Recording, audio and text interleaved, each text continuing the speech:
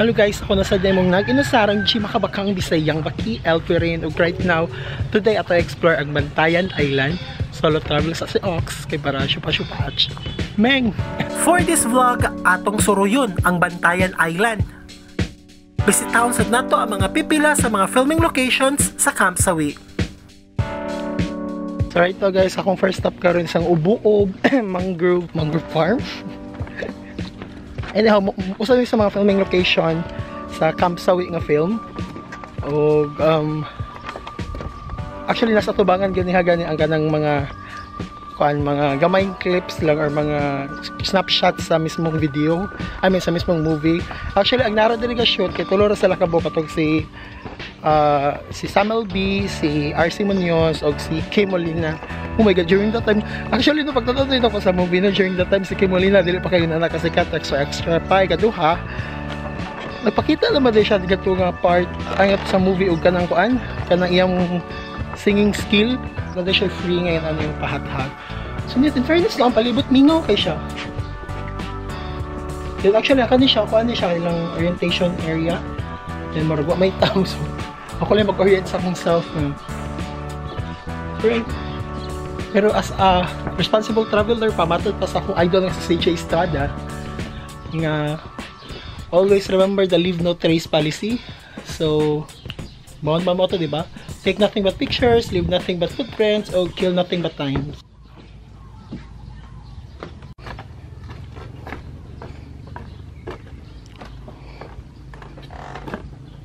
So atong pangitaon ang spot kung asa to sila nag-shoot. Hopefully ato to makitaan katong marag happy place kunuhay ni Samuel B katong guitar sila ni RC Munoz. So ato i-try.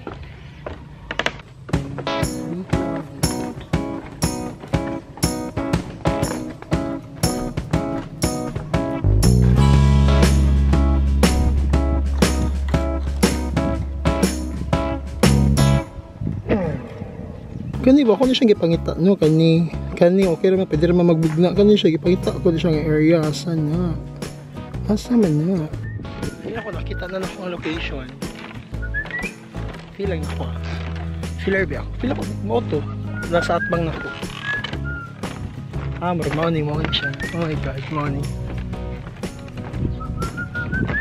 I wonder na kung saan na pagset up ang camera dito pita no. Nasa yung bamboo tower dito guys na marag scary. Oh my god.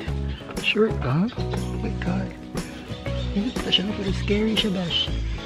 In fairness, hindi siya view dito sa bamboo tower. Hindi siya view dito bash. Pero scary siya. Scary. Nangurag na kung tuhod. May joke. Okay, in it says. Diba? Gamit kaya itong lakas matanglawin. So actually sa ubos aning tower na siya mga resting place nga na mga snacks na mga balikyang ginagmayng snacks kay meron. Oh my god, scary. Scary ba yan? Laban pa tani. So wala magaganap diri guys. So mo to siya basically ang entrance diri is 50 pesos per head, kung children is 30 pesos. Huwag imo nang malibot na tibok mangrove area. Na yung mga resting, actually ang ito mga kubo is resting house siya. I mean resting places. Pero you can only spend a maximum of 10 minutes. So okay rasad. Na ako karon diri sa Sandira Beach Resort. Paradise Beach Resort siguro hindi nga sure. Pero di ko sure. Atong i-sure. Kuya, excuse me. Unsay nga naning unsa lang para di sa lahi sa na Paradise. Mao ni sir pero gipulag ngalan. Okay, Akaraan Paradise Beach. Sige. Salamat. Ayan, nakainumdum ko sa vlog ni kanang ni LeBlanc. Pero anyways, maligo tayo. Puslan man.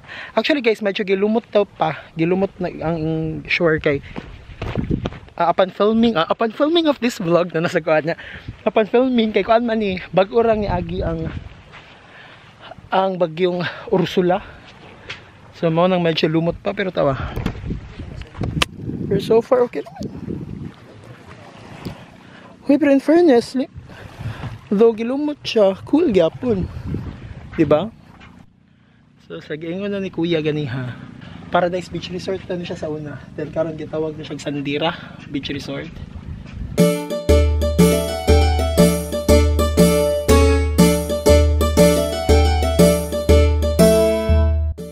Cute, tanaw, nagaming bangka ko ito. Ay, nilubog siya. Balik.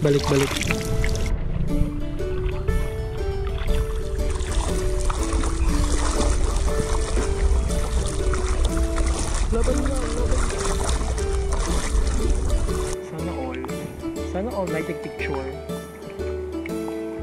Sana all night kuan Instagram boyfriend. Sila ko ba kano siya lugar ba dili siya ingon nga para gani liguanan jud nga liguan. Of course liguanan siya kay dagat pa rin. Dili siya yung nga panglaag ang mga laag diri nga magdugay gani kay mura siya part sa tour nga mo drop by lang kadali to slob lang ka very light and makaw din ka kay ako nang sa barang mo kay tao diri sa palibot. May mga mari, mag-picture lang din, malakaw na yun.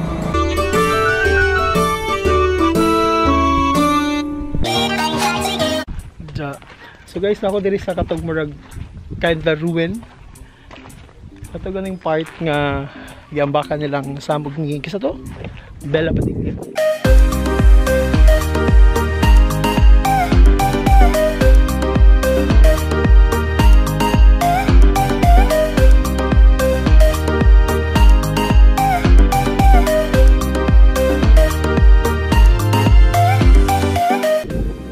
Ito nang layat silang kuan si Samal B. Diwi.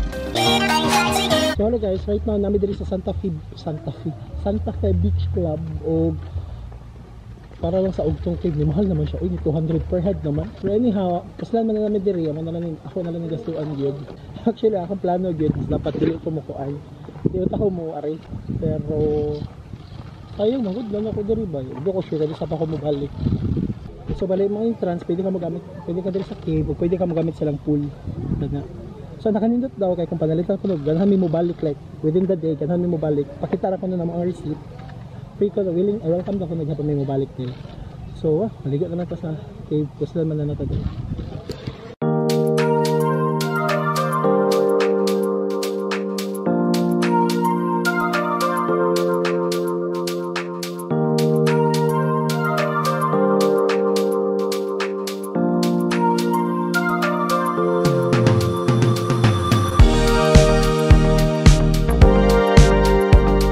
Bali, kung gano'n siya guys, resort siya. Kung ano bang information ba? Kung mag-stay daw kuno ka sa Santa Fe Beach Resort. So kung mag-stay ka nga ito, maka-check-in ka nga ito, free na yung entrance diri sa Ugtong Cave, sa Paradise Beach Resort. So makasave ka 250, 200 lang entrance diri. Pero mas lagi, medyo mahal-mahal sa doon per night nito sa Santa Fe Beach Resort. Paano na siya, sisters to sila, mga sisters company. So mas nindot siya i-take note kung in case ganahan lang mga free food. Hi guys, so right now nako diri sa Kota Beach. Actually ang Kota Beach daw is more siyang public beach lang ni siya. Pero ang katong Kota Beach Resort nga to gikuha ang ubang mga shots sa Camp Sawi nga movie. So i-try na to sneak in kung kaya na to at least man lang ang mga shots man lang. Like for example, kani siya kana siya. Mauna siya ang katong if I'm not mistaken na dira to kato ganing nag breakfast silang Bella Padilla og si Samal B. Yup, kana siya.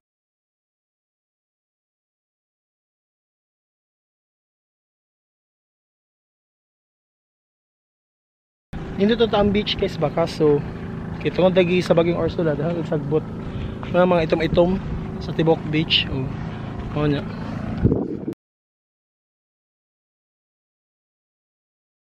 Of course. Okay, kung saan sa tadiri kay. Yun ako din nakadulong na to. Ako tang-expect no makasuod gani ko sa Kota Beach. Kung far lang sa taba pero dahil na lang ko sa magkakaroon ko shot sa uban at kan. Itong sila ko mag-film location din nila. Pero business ako nabasa nga vlog wala bagay Camp Sawi yun murag hindi mo rato sa movie so mo na kitag wala family vacation actually no parang makatabang sa yun makatabang kung makatabang Oh my god. Yeah, actually, hindi ka tao kaya nga pa. Hindi matapaki akong kuhan ka nung ay. Tsaka good man kay.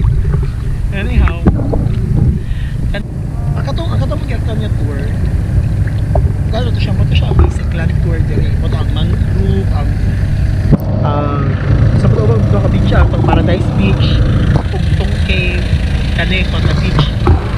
Ang katong isa akong pag-usa nga siya ito akong ganahan, which is kani siya, itong nag-jogging kani sa Andy Agad man.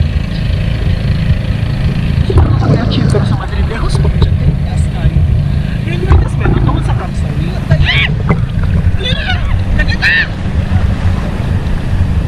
Charot ko. Biyawan ako yun. Laptin sa tubig ng camera.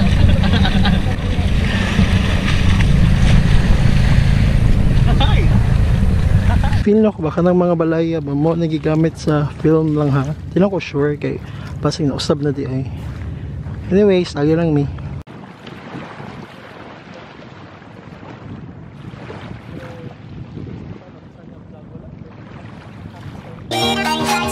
Hi guys, actually namin diri sa Saint Peter and Paul na parish. Oh, actually, boys. Usa silang gipakambog karot kay ang bag-o lang nga napintahan nila nga kaning ilang kuan ilang ceiling. Bag-o ra ni siya actually. Then kuyo kani siya history. Check. Yung history kani nila ganing bongbong. Actually ang discuss ako ang akong poster parent kasi Kenneth Icon. Ang kani daw siya, ang gigamit daw nga bato ani is actually kada ganing bato nga makita na naman sa dagat kaya maglutaw-lutaw pero porte bugata. I'm not sure if vomit ba na siya sa whale or saliva sa whale. And ang finishing touch ani is kuan siya itlog egg whites rather. So maning likon kaayo. So actually part siya sa cultural heritage di ay. So ba, i-drop down namin.